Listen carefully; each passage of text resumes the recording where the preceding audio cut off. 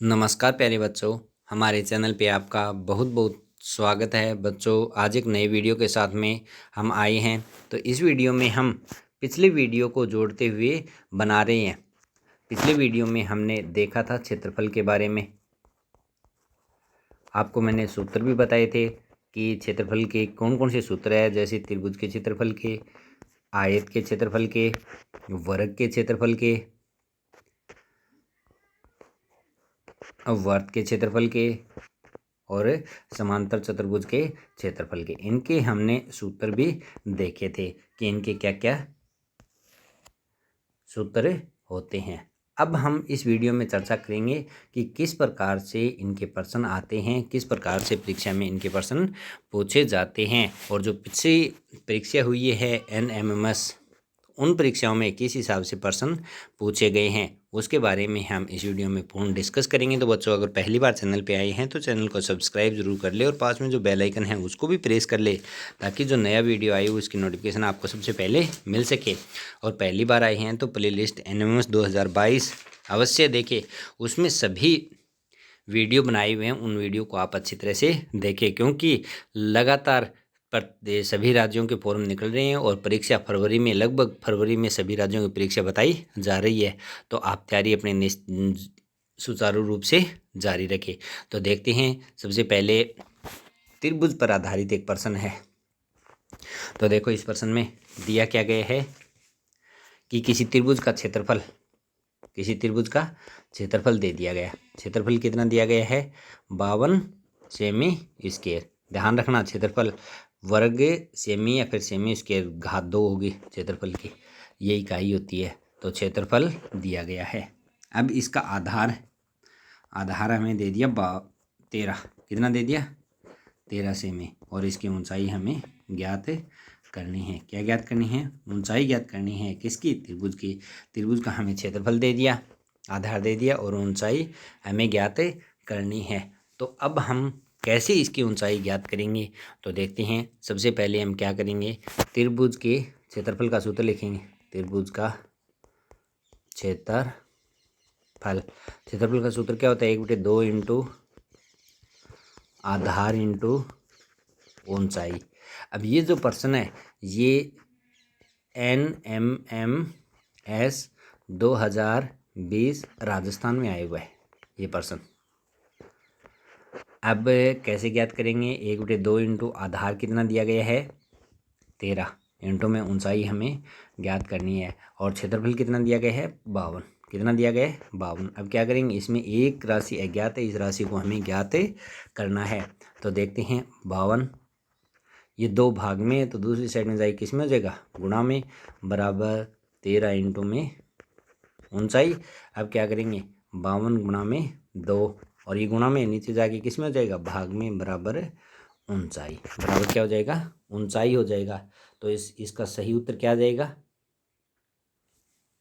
देखो, 13 को और 52 को काट देंगे तो 4 से कट जाएगा। 13 का पहाड़ा 4 बार पढ़ते हैं तो 52 आता है। 4 को 2 से गुणा करते हैं तो 8। तो ऊंचाई कितनी आ जाएगी? 8 सेमी। कितनी आ जाएगी ऊंचाई? 8 सेमी। तो याद रखना, ऊंचाई कितनी आ जाएगी? 8 सेमी आ जाएगी। अब इसमें एक तो सीधा सूत्र ये है कि ऐसे उत्तर पूछ लिया जाए, जैसे 5, 6, 8, 9, इनमें से सही कौन सा होगा? 8 सही हो जाएगा। लेकिन इसमें प्रश्न पूछने का और भी तरीका हो सकता है। जैसे हमने ऊंचाई को x मान लिया। कितना मान लिया? x। तो उसने पूछ लिया a 1/2 इंटू 13 इंटू एक्स बराबर 52। दूसरा उसने पूछ लिया, बी ऑप्शन उसने दे दिया कि 2 इंटू 13 इंटू एक्स बराबर 52। एक्स बराबर 52। सी उसने दे दिया 1/2 इंटू 52 बराबर 13 इंटू एक्स। और डी उसने दे दिया इनमें से कोई नहीं। तो हम कैसे ज्ञात करेंगे? तो इसमें देख सकते हैं आप, 1/2 इंटू आधार इंटू ऊंचाई बराबर क्षेत्रफल, ये है। तो ये इसका उत्तर सही हो जाएगा। इस प्रकार से पूछा जाता है। ये पीछे हरियाणा जो NMMS हुई थी उसमें प्रश्न पूछा गया था। तो इस बात को भी आपको ध्यान में रखना है कि किस प्रकार से प्रश्न आ सकते हैं इसमें, क्योंकि प्रश्न पूछने के अनेक तरीके होते हैं। इसी प्रकार से हम आयत के बारे में बात करें। आयत के बारे में बात करें, यानी कि कोई कमरा दे दिया, उसके फर्श के बारे में पूछ लिया कि फर्श है, उसका क्षेत्रफल दे दिया गया 20 मीटर स्क्वायर, 20 मीटर स्क्वायर, और उसकी चौड़ाई हमें दे दी गई 5 मीटर। तो लंबाई ही इससे पूछ ली कि कमरे की लंबाई कितनी होगी। तो हम सूत्र लगाएंगे। सूत्र क्या लगाएंगे? आयत का क्षेत्रफल का सूत्र होता है, क्या होता है आयत के क्षेत्रफल का सूत्र? तो आयत के क्षेत्रफल का सूत्र आपको याद होना चाहिए, लंबाई गुणा में चौड़ाई। कितना? लंबाई गुणा में चौड़ाई। अब देखो आयत का क्षेत्रफल, लंबाई कितनी, आयत का क्षेत्रफल कितना दिया गया? 20। कितना दिया गया है? 20 बराबर लंबाई हमें ज्ञात करनी है, तो लंबाई को लंबाई रख लेंगे और गुणा में चौड़ाई कितनी देगी? 5। कितनी देगी? 5। तो देखो लंबाई बराबर क्या हो जाएगा? 20 बटे में 5। तो लंबाई कितनी हो जाएगी? 4 मीटर। कितनी हो जाएगी? 4 मीटर। तो अब इसमें हमने क्या किया? इसका पक्षांतरण किया है। क्या किया है? पक्षांतरण। पक्षांतरण का मतलब ये होता है चर राशि को एक साइड में हो रहा है, चर राशि को एक साइड में, जो राशियाँ अलग अलग होती हैं उनको अलग अलग हम कर लेते हैं, यानी पक्षांतरण हमने इसमें कर दिया है। तो लंबाई को एक साइड में रख लिया, 20/5 हो गया, और लंबाई कितनी आ गई? 4 मीटर। कितनी आ गई? 4 मीटर। इस प्रकार से पूछा जा सकता है, या फिर इस प्रकार से भी पूछ लिया जाए कि उत्तर कितना होगा? 20/5। ए उत्तर, बी उत्तर आ गया 5/20, सी उत्तर आ गया 5 + में 20, और डी उत्तर आ गया 20 - 5। अब इसमें से सही उत्तर कौन सा होगा? यानी कि सूत्र के हिसाब से देखें तो ये उत्तर सही हो जाएगा इसका। ये कौन सा उत्तर? ये उत्तर सही हो जाएगा। इस बात को अपने को अच्छी तरह से ध्यान में रखना है कि प्रश्न इसमें किसी भी प्रकार से पूछे जा सकते हैं, क्योंकि एग्जामिनर हमें कंफ्यूज करना चाहता है। कंफ्यूज करने पर हम गलती कर सके, तो आपको ऐसी गलती नहीं करनी है। आपको बिल्कुल ध्यान में रखना है कि प्रश्न कैसे हल होते हैं। इसी प्रकार से हम वर्ग की बात करें। किसकी बात करें? वर्ग की। वर्ग के क्षेत्रफल का सूत्र होता है भुजा गुणा भुजा, भुजा गुणा में भुजा, या फिर इसको हम भुजा स्क्वायर भी लिख सकते हैं। दे दिया कि कोई एक वर्ग है जिसकी एक भुजा, और या फिर वर्ग के जैसी कोई आकृति दे दी कि उसकी एक भुजा या उसकी एक किनारा, जैसे 4 सेमी स्क्वायर दे दिया। वर्ग की जैसी आकृति या वर्ग मान लो 4 सेमी दे दिया, क्या?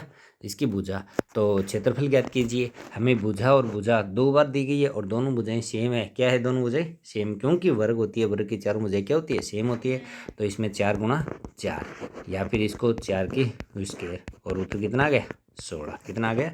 16। तो ये वर्ग के लिए दिया गया है, आपको अच्छी तरह से याद रखना है वर्ग का कैसे हम क्षेत्रफल ज्ञात करते हैं। इसी प्रकार से अगर हम वर्त के लिए देखें तो वर्त में आपको पहिया भी दे सकता है, रिंग भी दे सकता है, और उसमें आपको मान लिया क्षेत्रफल दे दिया और त्रिज्या पूछ ली। जैसे क्षेत्रफल आपको दे दिया 54 सेमी स्क्वायर, और त्रिज्या पूछ ली कि वर्त की त्रिज्या कितनी होगी।